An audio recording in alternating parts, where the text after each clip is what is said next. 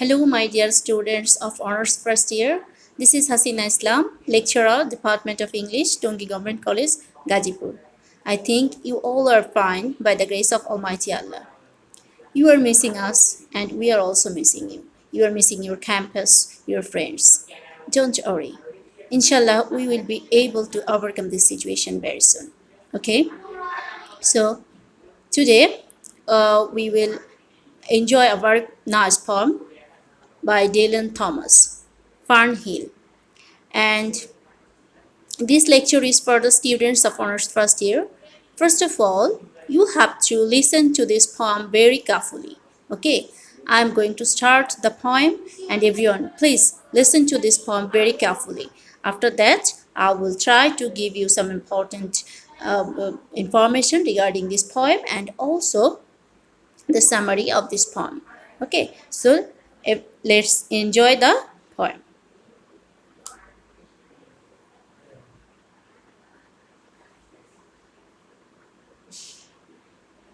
Now as I was young and easy under the apple boughs, about the lilting house, and happy as the grass was green, the night above the dingle starry, time let me hail and climb, golden in the heydays of his eyes. And honoured among wagons I was prince of the apple towns, and once below a tigers of the windfall light. As I was green and carefree, famous among the barns about the happy yard, and singing as the farm was home in the sun that is young once only. Time let me play and be golden in the mercy of his means, and green and golden I was huntsman and herdsman. The calves sang to my horn, the foxes on the hills barked clear and cold, and the Sabbath rang slowly in the pebbles of the holy stream. All the sun long it was running, it was lovely, the hay fields high as the house, the tunes from the chimneys, it was air and playing, lovely and watery and fire, green as grass. And nightly under the simple stars as I rode to sleep, the owls were bearing the farm away. All the moon long I heard, blessed among stables, the nightjars flying with the ricks, and the horses flashing into the dark. Then to awake, and the farm like a wanderer white with the dew, come back, the cock on his shoulder, it was all shining. It was Adam and maiden. The sky gathered again, and the sun grew round that very day. So it must have been after the birth of the simple light, in the first spinning place, the spellbound horses walking warm out of the whinnying green stable onto the fields of praise. And honoured among foxes and pheasants by the gay house, under the new-made clouds, and happy as the heart was long, in the sun born over and over, I ran my heedless ways, my wishes raced through the house high hay, and nothing I cared at my sky-blue trades that time allows in all his tuneful turnings.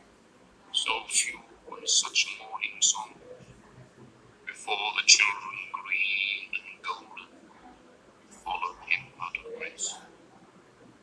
Nothing I cared in the lamb-white days that time would take me up to the swallow-thronged loft by the shadow of my hand in the moon that is always rising, nor that riding to sleep I should hear him fly with the high fields and wake to the farm forever fled from the childless land. Oh, as I was young and easy in the mercy of his means, time held me green and dying, though I sang in my chain like the sea.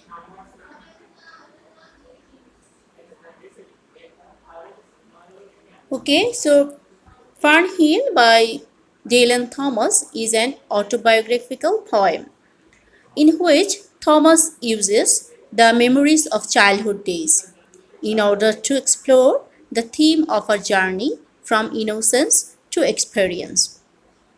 The theme is based on William Blake's division, The World of Experience, and it is reinforced through the use of Wordsworthian double consciousness. Okay, so this is a journey from innocence to experience as we find in William Blake's poems. Okay, so this poem also give us the idea of a journey from innocence to experience. Okay, so the poem can be divided into two parts. Yes, the first three stanzas are related to the poet's experience as a child when he uses to spend his summer holidays at his uncle's farm called Farnhill. So Farnhill is a farm, and it is here he spent his childhood and with sweet memories. Okay, but the last three stanzas are about an awakening in the child, which signifies the loss of the world of innocence. That is, he started the to experience. He started the new life with experience. At the center of this loss of the innocence are the myths of fall of the first human beings, that is Adam and Eve. The world of innocence, or the child, as described in the first three stanzas, is like the Garden of Eden. This is a world in which the child is in complete union with nature. Okay, in the poem, the speaker fondly remembers his days on the farm as he spent in his childhood in this farm, and he marvels at the happy innocence of his childhood. The first line of Farnhill says, "Now, as I was young and easy under the apple boughs." The past tense, the verb was, indicates that the speaker is now an adult. It is a happy time. That is, he spent a very happy time there, and the child is favorite around the farm and town. The first stanza is full of personal imagery, or pertaining to a country life. It painted a very vivid picture of country life, with the poem mentioning apple boughs, starry skies, trees and leaves, and other natural objects. In stanza 2, the child is described as green and carefree, with Okay, in stanza 2, the child is described as green and carefree, with green having the dual meaning of both young and naive. The child does not understand time. Here we know that the child is not aware about time. Time is first time mentioned in line number 13. As the poem develops in the succeeding stanzas, the significance of time becomes clear. The stanza ends with the child wasting time. That is, he felt that it was a wasting of time as skipping stones in a stream on a Sunday afternoon. Stanza 3, or third stanza, opens with additional description of the child's pleasure on the farm. The child sees the farm in his dreams. He dreams of owls, nigers, and horses on the farm.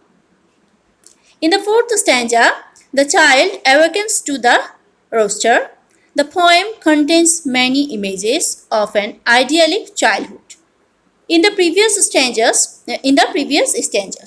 but in the fourth stanza, we find a change in tone. Okay, in fourth stanza, we find this change. The poet explicitly alludes to the, biblical Eden. Here is the reference of the Garden of Eden. He compares witnessing the coming of the day to Adam and Eve in the Eden, and God creating the universe. That is, with the creation of universe, or the God creating the universe, our life of experience is going to be started. here he is giving these hints. Okay, and in the previous stanzas we find the world of innocence, and now he is going to start the world of experience. And in the next stanza begins the poem's ending tone of regret. Okay, the speaker ends the poem lamenting his carelessness and mourning the loss of his childhood and innocence. That is, he became sad on thinking that he lost his innocence and his childhood. This is all about this poem, and in my next lecture I will try to give you more information regarding this poem, and of course you will try to listen to this poem very carefully, and of course you will try to find out some questions from this poem. And I think this summary and this information will be very helpful for you. So this is for today, and soon we will get our next lecture inshallah. Until then, Allah Hafiz, have a nice day.